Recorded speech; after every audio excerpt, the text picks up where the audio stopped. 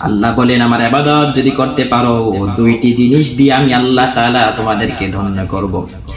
এক, আমি আল্লাহ তাআলা তোমাদের ক্ষুধার্ত অবস্থায় খাবার দান করব, রিজিক দান করব।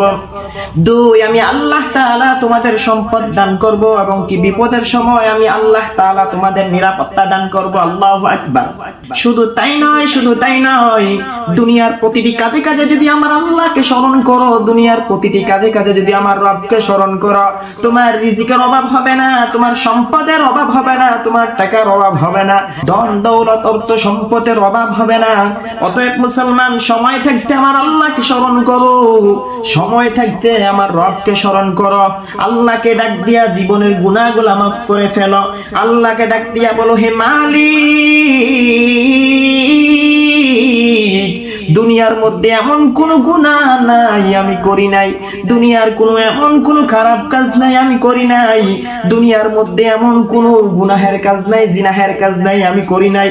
ও মালিক, আজকে তওবা করতেছি, আমার জীবনের গুনাহগুলো মাফ করে দাও, আমার জীবনের সকল গুনাহ মাফ করে দিয়া মাসুম বানায়া দাও, তোমার তাকওয়া ভয় আমার অন্তরের মধ্যে ঢুকায়া দাও।